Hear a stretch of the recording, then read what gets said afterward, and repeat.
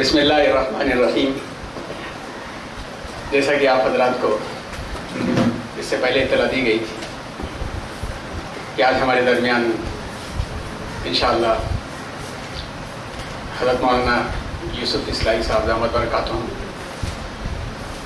تشریف لائیں گے اور آپ کے تجربات سے ہم استفادہ کریں گے۔ حضرت کی بنیادی شخصیت اور آپ کی کاوشوں سے ہم میں سے اکثر واقف ہیں کہ آپ کی زبان، آپ کی گفتگو اور جس انداز سے آپ بولتے ہیں وہی انداز آپ کی تحریروں میں بھی نظر آتا ہے اور ہم اس سے استفادہ کرتے رہتے ہیں، چاہے وہ ذکر جدید رسالہ ہو یا آداب زندگی یا اس مواصل اور کتابیں ہوں۔ ہمارے لیے خوشی کی بات ہے کہ حضرت کی تشریف آوری ہوئی۔ یہ 14واں بیچ جو ہے اس میں تقریباً 11 اداروں کے طلباء اور 11 اسٹیٹس کے طلباء ہیں، یعنی سبھی عالم فارغین مدارس ہیں اور اب میدان عمل میں جانے والے ہیں۔ یہ ہم درخواست کریں حضرت سے کہ ہمارے لیے جو تجرباتی پہلو ہیں اس کو سامنے رکھتے ہوئے تربیت فرمائے تاکہ ہم سب استفادہ کریں۔ بسم اللہ الرحمن الرحیم وبہ نستعین نحمدہ ونصلی علی رسولہ الکریم وعلی آلہ واصحابہ اجمعین۔ کسی لمبی چوڑی تقریر کی توقع نہ رکھیں آپ، اس لیے کہ ہماری بے چارگی اور بے بسی، بے وضاحتی اور سماج کے لیے کارآمد نہ ہونے کے نتیجے میں اس ادارے کا وجود ہوا ہے۔ یعنی آپ نے علماء پر ترس کھایا کہ یہ بیچارے کچھ جانتے نہیں دنیا کے بارے میں، یہ دارالعلوم قائم کیا کہ بھائی کچھ انگریزی سیکھ لیں، کچھ کمپیوٹر جان لیں، کچھ ٹیکنالوجی کی معلومات حاصل کر لیں وغیرہ وغیرہ، ہے نا۔ سوال یہ ہے کہ مغلیہ دور میں، مغل دور آئے، مولانا علی میاں نے لکھا ہے کہ بچپن میں ہم یہ سمجھتے رہے کہ ہمیں اولیاء اللہ ملیں تو افغانستان سے اور حکمراں ملیں تو افغانستان سے، انہوں نے لکھا ہے کسی جگہ۔ تو مغلیہ دور میں جو مولا آئے تھے یا ازبکی آئے تھے، تو سوال یہ ہے کہ اسکول اور کالج اور ٹیکنالوجی تو تھی نہیں تھی نا، کوئی یونیورسٹی نہیں تھی، لیکن انہوں نے قطب مینار بنایا، لال قلعہ بنایا، تاج محل بنایا، وہ انجینئر کہاں سے آئے گے؟ سوچنے کی بات ہے نا، یا نہیں سوچنے کی؟ سوال کر رہا ہوں میں آپ سے، سوچیے، غور کیجیے اس پر۔ اس کے معنی یہ ہے کہ ہمارے اسلاف اپنے مدرسوں میں، جو شاہی مدرسے میں، شاہی مسجد میں تھا یا لاہور میں تھا یا اور مدرسے تھے، اس میں یہ سب علوم بھی پڑھائے جاتے تھے، کچھ نہ کچھ درک ہوتا تھا۔ تاج محل جو بنایا ہے، آپ کے علم میں ہوگا کہ وہ آرٹ کا اور آرکیٹیکٹ کا ایک ایسا نمونہ ہے کہ جس پہ حیران ہے آج کے انجینئر بھی، بہت غیر معمولی چیز ہے نا۔ ہوتا یہ ہے کہ دو لائنیں اگر جائیں، جیسے ریل کی پٹریاں دیکھیں آپ، تو جہاں آپ کھڑے ہیں وہاں سے تو فاصلہ اس کا اگر فرض کیجئے کہ 4 فٹ معلوم ہوتا ہے، تو آپ دور جائے گی آپ کی آدھے میل پر، تو فاصلہ کتنا معلوم ہوگا؟ تھوڑا لگے گا نا جی۔ ایسے ہی اگر کچھ میناریں ہوں، اوپر کو جائیں وہ، تو اوپر جا کر وہ ملتے ہوئے معلوم ہوں گے، قریب تر معلوم ہوں گے۔ آپ تاج محل کو دیکھیں تو اس کا فاصلہ نیچے جتنا ہے، آپ کی آنکھ باہر اوپر بھی اتنا ہی فاصلہ بتائے گی۔ آرکیٹیکٹ کا کمال ہے، انجینئرنگ کا کمال ہے۔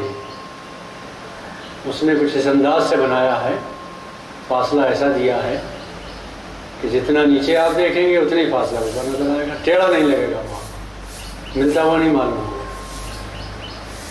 دوسری خوبی اس میں یہ ہے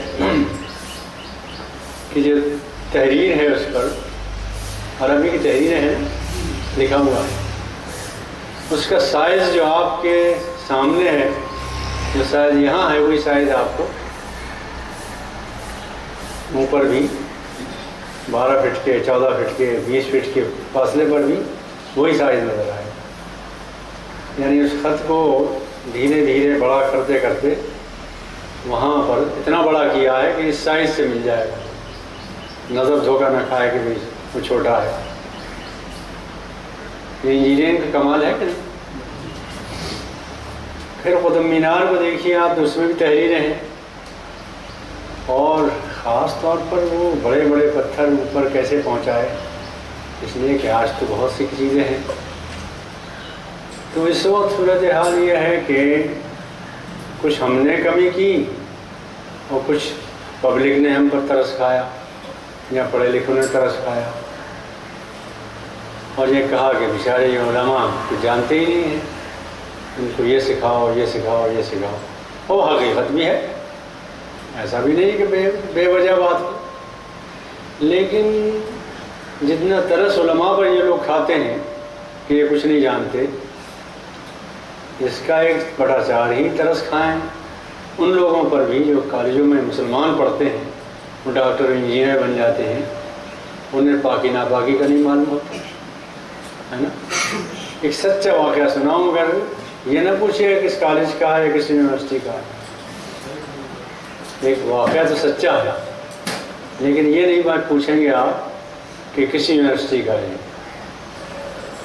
وائس چانسلر سے لڑکوں نے کہا کہ آج سر ہمارے ساتھ روزہ افطار لیجیے، تو انہوں نے کہا بھائی ٹائم بتاؤ، کیا ٹائم رکھا ہے؟ تو لڑکوں نے کہا صاحب وہی افطار کا ٹائم ہے اور یہ ٹائم ہے۔ کہا نہیں اس وقت تو میں مصروف ہوں، اگر آپ 1 گھنٹہ پہلے رکھ لیں تو میں آ جاؤں گا، میں حاضر ہو جاؤں گا۔ اب یہ نہ پوچھیے گا کہ کس یونیورسٹی کا تھا، کہاں کا معاملہ ہے سچا واقعہ۔ پھر اس وائس چانسلر سے ہماری دوستی ہو گئی، ایک مرتبہ امریکہ میں ملے گی، پھر اللہ تعالیٰ نے ان کو ہدایت دی، انہوں نے پڑھا، سیکھا، اور آخر میں الحمدللہ یہ اچھے مسلمانوں میں شمار ہوئے، اللہ تعالیٰ نے توفیق دی۔ اور یہ واقعہ بھی سچا ہے، اور یہ بات جو میں کہہ رہا ہوں یہ بھی سچی ہے، اللہ تعالیٰ نے یہ فضل فرمایا۔ تو بلا شبہ ہم بھی ایک طرفہ ہو گئے اور یہ بھی ایک طرفہ ہو گئے۔ حالانکہ علم کوئی بھی ہو وہ اجنبی چیز تو نہیں ہے، ٹھیک ہے نا۔ انسانوں کو جنت ملے گی آخرت میں، ٹھیک ہے، کب ملے گی؟ جب وہ سورہ عصر کے تقاضے پورے کرے گی، عمل صالح ہوگا۔ لیکن جو خلافت ملی ہے انسان کو، اس کی بیس عمل صالح نہیں ہے، اس کی بیس علم ہے نا، اس کی بیس بنیاد علم ہے، اور علم بھی نہ نماز کا ہے نہ روزے کا ہے۔ علم آدم الاسماء کلھا، کائنات کا علم ہے۔ اس لیے مسلمان کو تو کائنات کا علم حاصل کرنا ہی چاہیے۔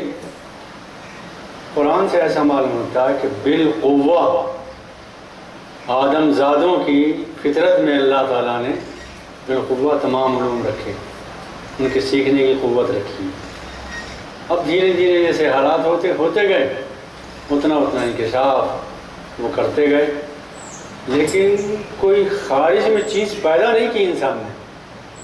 جو کچھ قاعدہ کائنات میں اللہ نے پیدا کیا ہے اسی کو انکشافات کرتے رہے، معلومات کرتے رہے، دریافت کرتے رہے، ہاں، اور اسی کو امریکہ میں ایک روگورا تھا انگریز، وہ خان صاحب کا دوست بن گیا، ساتھ رہنے لگے۔ مگر خان صاحب تو پکے مسلمان تھے، تو ہر وقت اللہ کا ذکر کیا کرتے تھے۔ تو انگریز نے ایک دن کہا کہ خان صاحب کیا ہر وقت اللہ کا ذکر کرتے رہتے ہیں؟ ایوری ٹائم ایک ہی کام ہے آپ کا، اللہ کا یاد کرتے ہو؟ جو اللہ بنا سکتا ہے وہ بھی بنا لیتے ہیں۔ اللہ نے انسان بنایا، وہ چلتا پھرتا ہے، ہم مٹی کا پتلا بنائیں گے، اس میں مشین فٹ کر دیں گے، وہ بھی چلے گا پھرے گا۔ تو خان صاحب نے کہا بھائی بنا کے دکھاؤ۔ تو انہوں نے کچھ مٹی منگوائی، نوکروں کو حکم دیا کہ اسے مٹی کو ٹھیک ٹھاک کرو، گارا بناؤ اس کا، تاکہ اس کا پتلا بنائیں ہم۔ تو خان صاحب نے کہا جی چاہتا ہے کہ ایک تھپڑ ماروں آپ کے۔ کہا کیوں؟ کہا تم اپنی مٹی لاؤ نا، میرے اللہ کی مٹی کیوں لے رہے؟ اگر تمہارے پاس مٹی ہو اپنی تو لے آؤ، بناؤ، میرے اللہ کی چیزوں سے کوئی چیز نہیں بناؤ گے۔ بات یہ ہے کہ انسانوں نے خود تو کچھ پیدا نہیں کیا ہے، اللہ نے جو کچھ پیدا کیا ہے وہ بالقوہ اللہ تعالیٰ نے آدم کی اولاد کو دیا ہے، وہ دریافت کر رہے ہیں دھیرے دھیرے۔ اور ان میں سے اس فکر کے ساتھ کسی علم سے آپ کا تعصب نہیں ہو سکتا ہے نا۔ ہر علم آپ کا اپنا علم معلوم ہوگا، ہر علم سے یہ معلوم ہوگا کہ اللہ کی دنیا کا علم ہم حاصل کر رہے ہیں، اللہ نے جو ہماری فطرت میں رکھا ہے، جو بالقوہ ہمیں دیا ہے، بالفعل ہم اس کو سیکھ رہے ہیں۔ تو اس لیے مسلمان کو جو کسی علم سے نہ آر ہے اور نہ کوئی تعصب ہے، نہ جدید و قدیم کا جھگڑا ہونا چاہیے، بلکہ ہر علم ہمارا ہے، ہمیں سیکھنا چاہیے۔ نہیں سیکھا ہے تو کمی ہے، ٹھیک ہے؟ اور اس کا موقع بھی نہیں دینا چاہیے کہ لوگ ہمارے اوپر ترس کھائیں کہ آپ کچھ جانتے ہی نہیں ہیں، ٹھیک ہے نا۔ اور جتنا ترس ہم پر کھاتے ہیں اتنا ترس اس کا ہزارواں حصہ کھا لیں دوسری طرف۔ تو میں نے ابھی قصہ سنایا روزے کا، قصہ یہ بھی ہے، تب پاکی ناپاکی کو بھی نہیں جانتے، یہ سب معاملہ ہے دنیا کا۔ خیر اللہ تعالیٰ نے آپ کو یہ موقع دیا ہے، اور میں دعا کرتا ہوں انصاف کے لیے جنہوں نے یہ سوچا، فکر کی اور اتنی بڑی زمین دی۔ کیا ضیاء اللہ شریف نام ہے؟ اللہ تعالیٰ انہیں خوشی رکھے اور اجر آخرت عطا فرمائے کہ انہوں نے سوچا، اور میری یہ دعا ان تک پہنچے، اللہ تعالیٰ ان کو اور مقبولیت بخشے، آخرت کا معاملہ آسان کرے۔ ان کا بڑا کام ہے جو کیا، اللہ تعالیٰ کا فضل۔ پھر یہ بھی ہے کہ اصل بات یہ ہے کہ اس وقت صورتحال یہ ہے کہ بچے کا داخلہ اسکول میں کراتے وقت باپ یہ سوچتا ہے کہ اس کی روٹی روزی کا کیا ہوگا۔ علم معلومات کے لیے یا عمل کے لیے نہیں ہے، اس وقت اسکوپ کس میں زیادہ ہے، کس راہ پر جائیں کہ دولت زیادہ ملے۔ مادیت کا دور ہے نا، ہے نا۔ اس لیے داخلہ کراتے وقت کس فیلڈ میں بھیجوں، کہاں اسکوپ زیادہ ہے، کہاں کارآمد ہوگا یہ بچہ، اس انداز کی بات ہے۔ تو ایک خطرہ آپ کے ساتھ بھی ہے، آپ یہ سب سیکھ لیں، تو سیکھنے کے بعد ایک شکل تو یہ ہے کہ اصل کام تو آپ کنتم خیر امہ کے افراد ہیں کہ نا۔ اس میں دو رائے نہیں ہو سکتی۔ اگر کسی کو اختلاف بھی ہو تو اس کا اختلاف رد ہے، کوئی اختلاف نہیں ہونا چاہیے۔ اس لیے کہ کوئی مسلمان کنتم خیر امہ اللہ کہے اور وہ کہے کہ میں نہیں شامل ہوتا اس میں، بھائی تو بدقسمتی انتہا ہوگی اس کی بدقسمتی کی۔ نہ کوئی خاتون کہہ سکتی ہے، نہ کوئی مرد کہہ سکتا، ہم سب شامل ہیں اس میں۔ اصلاً تو ہم پیدا کیے گئے، اٹھائے گئے، اخرجت للناس، وہی بعثت للناس ہے، اسی ٹائپ کی بات ہے۔ انبیاء کا مبعوث ہوئے اور امت اٹھائی گئی اس کام کے لیے، اس لیے کہ انبیاء تو آئیں گے نہیں، ختم نبوت پر ہمارا ایمان ہے۔ تو یہ جو امت اٹھائی گئی ہے، یہ اصل کام اس کا داعیانہ زندگی گزارنا اور جو مسائل انسانیت کے اس وقت ہیں، ایسا نہیں ہے کہ مسائل سب مسلمانوں کے لیے ہیں، غیر مسلم بھی جوجھ رہے ہیں اس سے، وہ بھی پریشانی میں ہیں۔ ذمہ داری آپ کی ہے، اخرجت للناس آپ ہیں، ذمہ داری آپ کی ہے۔ تو کہیں ایسا نہ ہو کہ یہ ٹیکنالوجی سیکھ لی، یہ سیکھ لی، یہ سیکھ لی، ہم بھی اس لائق ہو گئے کہ آج جاب میں اچھی مل جائے گی۔ یہ خطرہ ہے، یہ بات ہو سکتی ہے۔ اس سے نگاہ ہٹائیے کہ ہم اچھے عالم بنے ہیں۔ اول تو یہ بات کہ آپ کا امتیاز اچھا عالم ہونا ہے، ٹھیک ہے؟ ٹیکنالوجی سیکھیں تو یہ خدمتگار علم ہے، اس کا اصل تو مقام وہ ہے نا۔ وجہ یہ ہے کہ امام ابو حنیفہ کو اس لیے نہیں امام مانتے ہم کہ وہ وقت کے علوم جانتے تھے، وہ قرآن حدیث کے ماہر تھے، اس میں اجتہاد تھا ان کا۔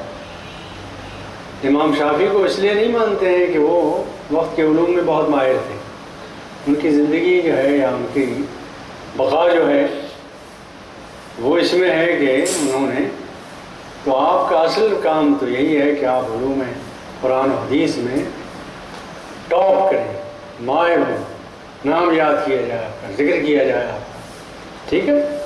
البتہ اسی دنیا میں رہنا ہے، اس لیے اس دنیا میں جب رہنا ہے تو یہ چیزیں جو اس دور کی ہیں وہ بھی میں آنے چاہیے، تاکہ انطباق اپنے قرآن و حدیث کے مسائل کا اور ان کے اصولوں کا آج کے دور میں انطباق صحیح کر سکیں، فکر ہماری صحیح ہو، سوچ ہماری صحیح ہو۔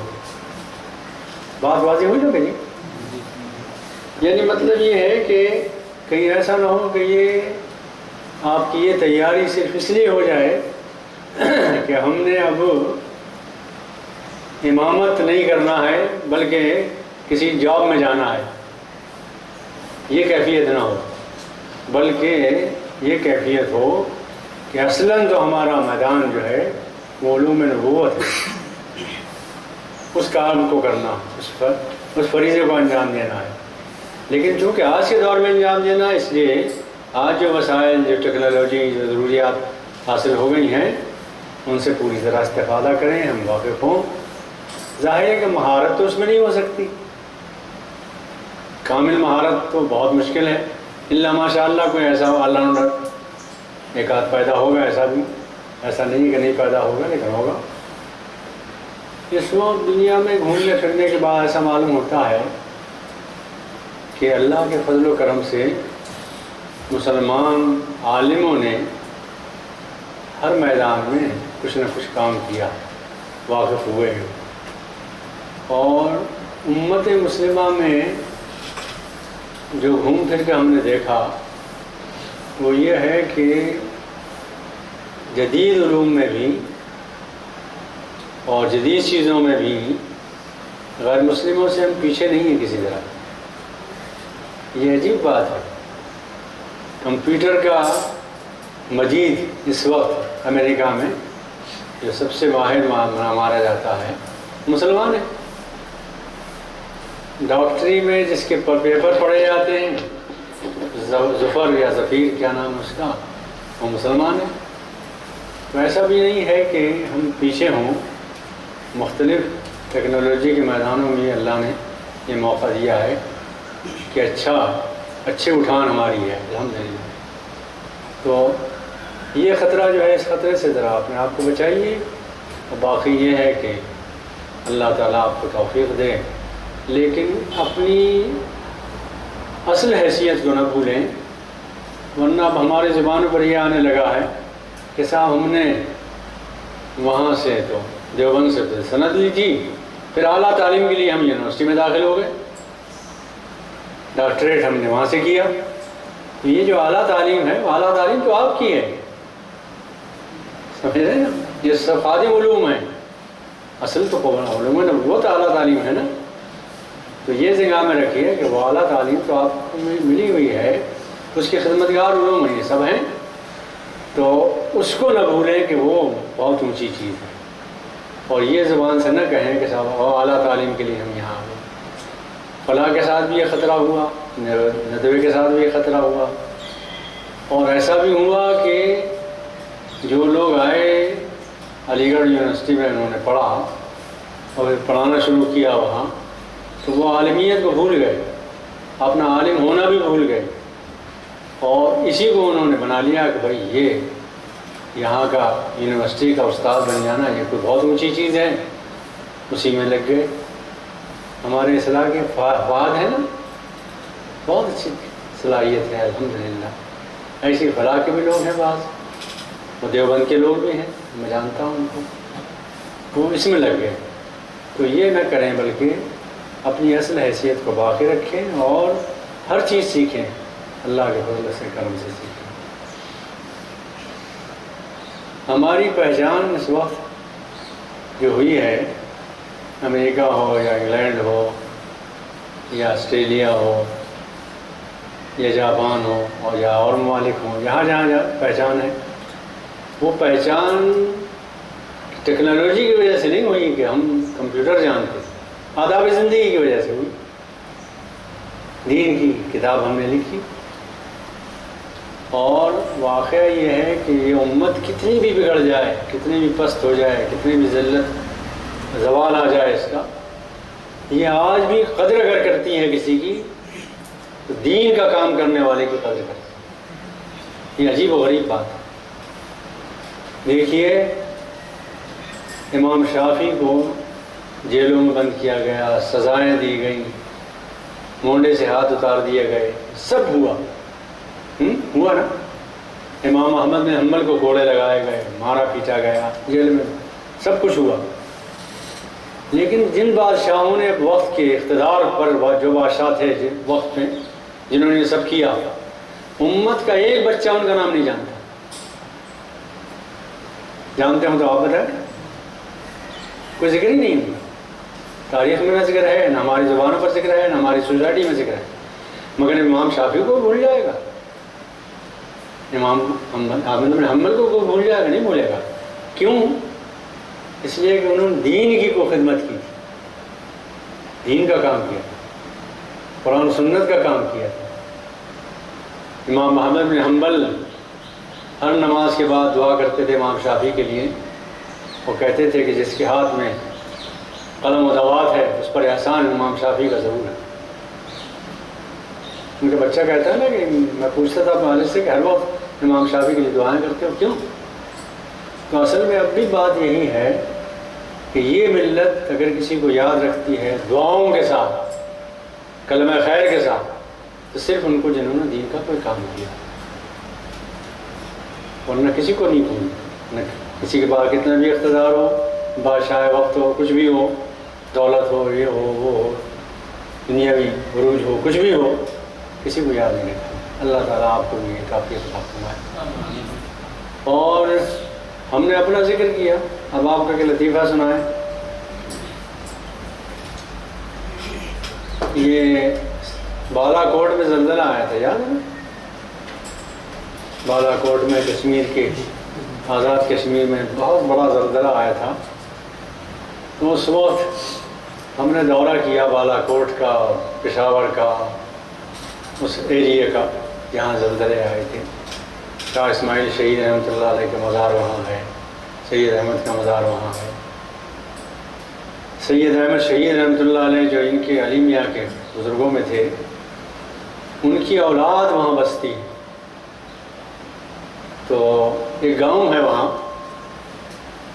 اس میں ہے شہیدوں کا گاؤں، شہیدان و قلعے، یہ پشتو کے لفظ ہے. قلعے کہتے ہیں گاؤں کو، یعنی شہیدوں کا گاؤں. وہاں ہم گئے تو 100% لوگ حافظ ہیں، لڑکی بھی ہے لڑکا بھی، اور 100% لوگ نمازی ہیں 5 وقت اس گاؤں میں. میرا دیکھا ہوا گاؤں. خیر اس کے بعد ہم ادھر آئے تو گھوم رہے تھے، یہ جو کیمپ لگائے تھے اس میں مختلف ملکوں سے ڈاکٹر گئے تھے، اور مریض بھی تھے اور برا حال تھا مریضوں کا، پانا مریض تھے. تو ہم گھوم رہے تھے، کوئی پوچھتا تھا کہ آپ لوگ کون ہیں، بتا دیتے میرا نام یوسف ہے، ہوگا کوئی. اس کے بعد ہمارے ایک بہنوئی تھے تو انہوں نے یہ ذکر کسی سے کر دیا کہ یہ یوسف اصلاحی ہیں. وہ بات پھیل گئی تمام کیمپ میں، اور یہ بات جو پھیلی یہ کسی اقتدار کی وجہ سے نہیں، دین کی جو 4-5 کتابیں ہم نے لکھی ہیں اس کی وجہ سے وہ ذکر آیا پھیلی. اور پھر وہ چائے پانی دعوت یہ وہ کھانا پینا شروع ہوا. اس کے بعد جب ہم کار میں بیٹھے واپس آنے لگے تو دیکھا کہ کار کے آگے آگے 2 سپاہی ہیں چل رہے ہیں. تو ہم نے یہ سمجھا کہ انڈیا سے جب ہم پاکستان جاتے ہیں تو ہم نے یہ سمجھا کہ بھائی سی آئی ڈی وائیڈی کا کوئی معاملہ ہوا ہے کہ یہ ہندوستان سے آئے ہیں اور یہاں دیکھ بھال رہے ہیں. تو پاکستان والوں نے یا ہندوستان والوں نے کوئی سی آئی ڈی لگا دی ہمارے پیچھے. خیر اور آگے گاڑی بڑھی تو انہوں نے سپاہیوں نے کہا ادھر مڑو. تب اور یقین ہو گیا کہ بھائی حال ٹھیک نہیں ہے، معاملہ کچھ گڑبڑ ہے.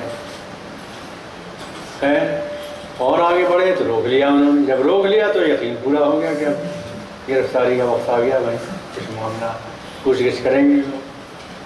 خیر جب ہم گاڑی سے نیچے اترے تو چہروں پر مسکراہٹ تھی.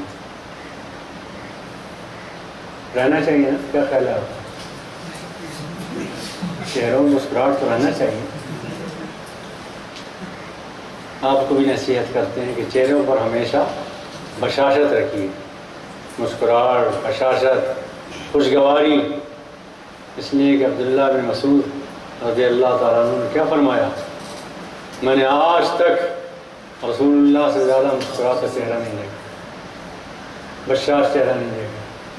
عبداللہ بن مسعود کا قول. خیر وہ بشاشت دیکھی ہم نے تو کوئی معانقہ کر رہا ہے، کوئی مسافہ کر رہا ہے، جان میں جان آ گئی. کوئی معاملہ ٹھیک ہے، کوئی بات نہیں. خیر جب مسافر صاحب ہو گئے تو ہم نے کہا کہ صاحب اجازت دیجیے جائیں. سمجھ گئے ہم کہ اپنے لوگ ہیں. کہا صاحب ایسے کیسے جائیں گے، آپ اندر آئیے. اندر جب ہم گئے اس میں خیمے میں تو دیکھا کہ وہاں اسٹیج بنا ہوا ہے، کرسیاں لگی ہوئی ہیں، اسٹیج بنا رکھا ہے. کہا صاحب 10 منٹ تقریر کرنی ہے آپ کو. یہ کیوں بتائیے؟ ظاہر ہے کہ ہمارے پاس نہ کوئی دولت ہے، نہ ہمارے پاس کوئی حکومت ہے، نہ ہمارے پاس کچھ اور ہے. یہ جو عزت ملی یہ دین نے دی ہے، وہ دینی کتابوں نے دی. خیر آپ کو لطیفہ سناتے ہیں، حقیقہ ہے لطیفہ تو نہیں ہے. وہ تقریر ہم نے کی، پھر وہ سوال جواب ہوتے رہے. یہ سب ڈاکٹر لوگ تھے، کویت سے، امریکہ سے، جاپان سے، جہاں سے آئے ہوئے تھے. ان مریضوں کی دیکھ ریکھ کے لیے، اور ہاسپٹل بھی تھا جماعت اسلامی نے قائم کیا تھا، اس میں تھے ایک کارم. تو تقریر کے بعد 10 منٹ کی تقریر ہم نے کی تو اس کے بعد سوال جواب ہونے لگے. تو ایک ڈاکٹر صاحب نے بتایا کہ صاحب ہم جب سوتے ہیں رات کو تو ایک چیپٹر آداب زندگی سے پڑھتے ہیں، پھر سوتے ہیں. بڑی خوشی ہوئی. اس خوشی کے بعد ایک بات اور انہوں نے سنائی کہ ہم تو یہ سمجھے تھے کہ بہت دنوں پہلے کی کتاب لکھی ہوئی ہے، تو ہم تو کئی بار آپ کا چیپٹر پڑھنے کے بعد آپ کے لیے دعا مغفرت بھی کر چکے. تو زندگی ہی میں دعائیں مغفرت ملتی ہے کس بیس پر بتائیے؟ دین کی بنیاد پر. اس لیے ہم آپ کو یہ یاد دلاتے ہیں کہ اس بنیاد کو نہ کھوئیے، بھولیے گا نہیں. اصل چیز یہ ہے، علوم نبوت ہیں جنہوں نے آپ کو مقام دیا ہے، اور کوئی چیز نہیں ہے. اور آج کے اس بگڑے ہوئے معاشرے میں بھی پوچھ اگر کسی کی ہے تو عالم دین کی ہے، اور کسی کو نہیں پوچھتا. سمجھ رہے ہیں آپ؟ میں یہاں رہتا ہوں رامپور میں، دہلی میں. پشاور سے بھی لوگ فون کر کے مسئلے پوچھتے ہیں، امریکہ سے بھی پوچھتے ہیں، جاپان سے بھی پوچھتے ہیں.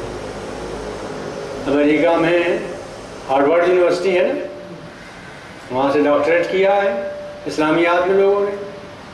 تو میں کہتا ہوں بھائی فلاں صاحب ہیں وہ ڈاکٹر ہیں PhD کیا انہوں نے اسلامیات میں, ان سے کیوں نہیں پوچھتے؟ کہا صاحب اطمینان نہیں ہوتا, اطمینان ہوتا ہے نہیں. دیوبند کے فارغین سے, ندوے کے فارغین سے اور ان علماء سے ہوتا ہے, اطمینان نہیں سے ہوتا ہے. بہت بڑا مقام ہے آپ کا, اس مقام کو کھوئیں نہیں آپ. اور عاجزی اور ایسا نہ سوچے کہ بھائی ہم کمتر ہیں اور تعلیم اعلیٰ کچھ اور ہے. تعلیم اعلیٰ تو وہی ہے جو آپ نے سیکھی ہے. البتہ اس دور میں رہنا ہے, اس دور کی ضرورتیں پوری کرنی ہیں, کہ جنہیں چیزوں سے بھی آشنا ہوں ان کو استعمال کریں خادموں کی طرح. اور لیکن اصل چیز وہی ہے جو میں نے عرض کیا آپ سے. وآخر دعوانا الحمدللہ رب العالمین. میں نے جو باتیں آپ سے عرض کی, آپ کو پورا حق ہے اس سے اتفاق کریں یا اختلاف کریں, پورا حق ہے, کوئی رکاوٹ کی بات نہیں. اور ہونا چاہیے جو بات آپ کو پسند نہیں آئی ہو, کوئی سوال کرنا چاہیں کیجیے, جو پسند آئی ہوں اسے ہضم کر لیجیے, جذب کر لیجیے. پسند نہ آئی ہوں آپ کوئی سوال بھی کر سکتے ہیں, پوچھ بھی سکتے ہیں.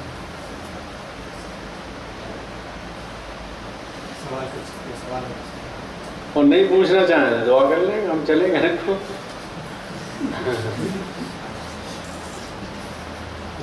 ایک بات ہم نے آپ سے عرض کی, دعا بھی کیجیے اللہ تعالیٰ سے یہ علم کا کبر کبھی نہ پیدا ہوا انشاءاللہ. بہت بڑی بات, چہرے پر بشاشت رہے. ہمارے ہاں غیر ضروری سنجیدگی, غیر مطلوب سنجیدگی ہوتی دیندار علماء میں بعض ہے نا. ایسا معلوم ہوتا ہے کہ انہیں آدھی چھٹانگ مرچیں کھا گیا ہے, وہ نہیں ہونا چاہیے. بشاشت ہو اور ہر ایک سے ملنے کی خواہش ہو, ہر ایک کو اپنا بھائی سمجھیں, ہر ایک کو اپنی بات سمجھانا چاہیں. نبی صلی اللہ علیہ وسلم تو بچوں کے ساتھ بھی اچھی طرح پیش آتے تھے نا, السلام علیکم کہتے تھے, پوچھتے تھے. وہی حدیث ہمارے پاس بھی ہونا چاہیے. جی فرمائیے,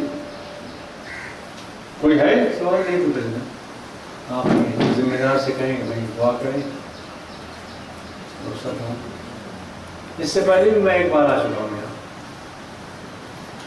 جی ہاں اس وقت شاید ہم بھی تھے, مولانا یہ بھی تھے. اچھا دونوں تھے. مولانا بطور باعث طالب علم تھے, ہم ذمہ دار کے حیثیت سے تھے. آپ ذمہ دار کے حیثیت, یہ غیر ذمہ دار تھا. ٹھیک ہے.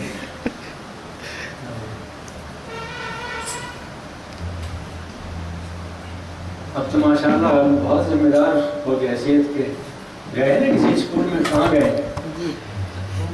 ممبئی. جامعہ سیدنا ابن عباس میں گئے ہیں. ماشاء اللہ.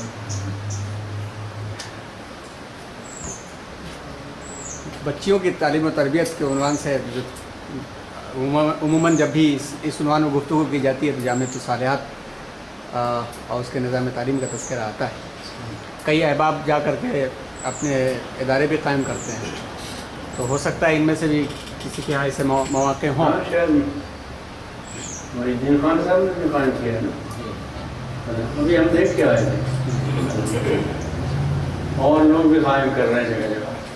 اور یہ بھی اس دور کی خاصیت ہے, ہماری پوری تاریخ میں لڑکیوں کو عالمہ فاضلہ بنانے کے لیے مدرسہ ہو, کوئی یونیورسٹی ہو, ایسا تو نہیں سننے میں آیا. آپ اضافہ کریں گے ہمارے علم میں, اگر بتائیں گے کہ بھائی کھلا جگہ ہوا ہے نا, نہیں ہوا. بہرحال اس دور میں یہ ہو رہا ہے کہ ہم سیکھ رہی ہیں اور فاضلہ عالمہ فاضلہ بن رہی ہیں. الحمدللہ الحمدللہ. اور یہ بہت اچھی علامت ہے. انشاءاللہ انقلاب ہمارے حق میں آئے گا. جامعۃ الصالحات رامپور میں قائم کیا, اور وہاں اس وقت تقریباً 2500 بچیاں عالمہ فاضلہ بن رہی ہیں. 1900 یا 1100 بچیاں ہاسٹل میں رہتی, ریزیڈینشل ہے, ہاسٹل میں اتنی بچیاں رہتی ہیں, تو سیکھ رہی ہیں قرآن و حدیث. درس قرآن بھی دیتی ہیں. اب تو پہنچ گئی ہیں، اب تو جاپان میں پہنچ گئی ہیں، امریکہ میں پہنچ گئی ہیں، انگلینڈ میں پہنچ گئی ہیں، وہاں بھی درس دے رہی ہیں الحمدللہ. اور آپ تو شہر بنگلور سے. حیدرآباد میں ایک ہمارے عبدالعلیم اصلاحی ہیں، واقف ہوں گے آپ، سنا ہوگا نا، عبدالعلیم اصلاحی، مولانا عبدالعلیم اصلاحی. انہوں نے مدرسہ قائم کیا جامعۃ البنات حیدرآباد میں. ایک ہوٹل میں ریسیپشن تھا ہمارا بھی، ان کا بھی، وہ بھی تھے ہمارے ساتھ تھے پڑھنے میں، 1 سال ہم سے آگے تھے. تو ان کا مدرسہ جامعۃ البنات حیدرآباد میں، ہمارا یہ رامپور میں ہے. تو وہاں ہوٹل میں تقریر کرتے ہوئے کہنے لگے کہ صاحب ہماری تعلیم و تربیت یوسف صاحب کے جامعۃ الصالحات سے زیادہ اچھی ہے ہمارے مدرسے جامعۃ البنات. یہ کہنے لگے. خیر اس کے بعد ہمارا نمبر تھا تقریر کے لیے. تو ہم نے کہا صاحب آپ کے اس جملے سے اتنی خوشی ہوئی کہ شاید آپ نہ کہتے تو اتنی خوشی نہیں ہوتی. تو بہت پریشان ہوئے. ہم نے کہا بھائی ایک باپ اگر کسی کا اعلیٰ ہونا برداشت کر سکتا ہے تو بیٹے، تو آپ کا جو مدرسہ جامعۃ البنات، اس میں جو پرنسپل ہے وہ ہمارے یہاں کی فارغ ہے. اس لیے جتنی بھی تعریف کریں آپ کو منظور ہے.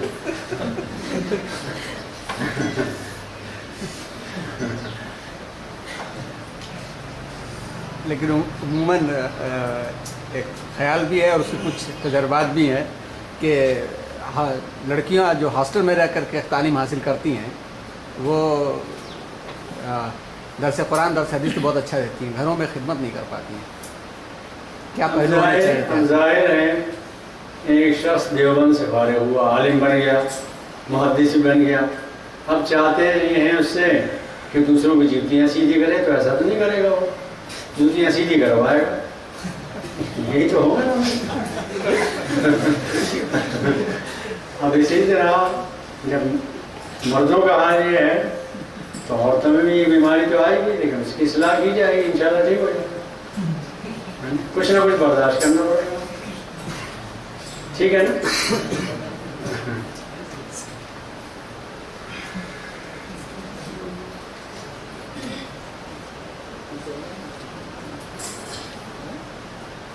بلکہ دیوبند میں تو حال کسی زمانے فرق آ گیا، اب تو فرق ہے. کسی زمانے میں تو یہ حال تھا کہ ہمارا بچپن تھا کہ استاد کے سامنے شاگرد بات نہیں کر سکتا. اتنی مولانا وہ کیا تھے جو فقہ کے استاد تھے نا، اعزاز علی صاحب، بہت روک تھا ان کا. اس زمانے میں ہم دیوبند کئی بار جانا ہوا، ان سے ملاقاتیں بھی نہیں، ان سے متاثر بھی تھے ہم بہت. بڑا روک تھا ان کا لڑکوں. ان کی موجودگی میں کوئی لڑکا نہ ہنستا تھا نہ بات کرتا تھا. روک تو ہوتا ہے کسی کے علم کا، اتنا نہیں ہونا چاہیے کہ آدمی بات بھی نہ کر سکے.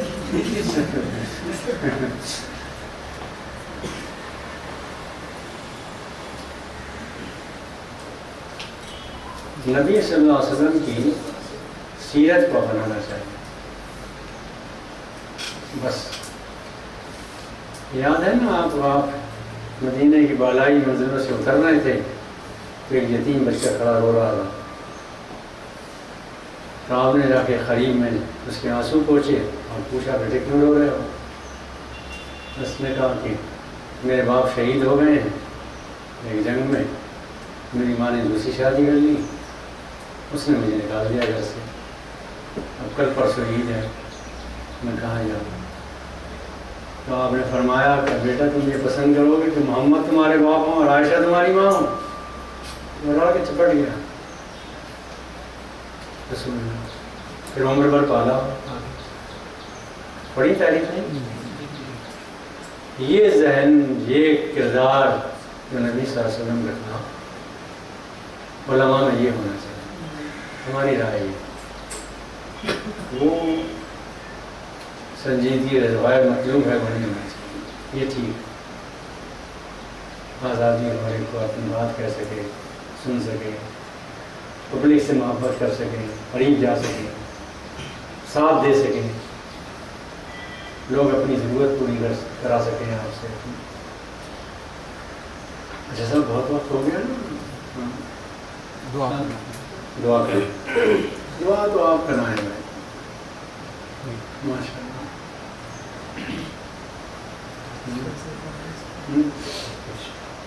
دعا نہیں کرا سکتے بتائیے. چلیے دعا تو ہر ایک کو کرنی چاہیے نا بھائی.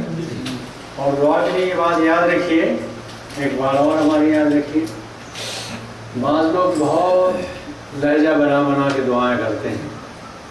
دعا نام الفاظ کا نہیں ہے، دعا نام ہے دل کی دھڑکن کا. دل سے جو بات نکلے کسی زبان میں نکلے وہ دعا. ربنا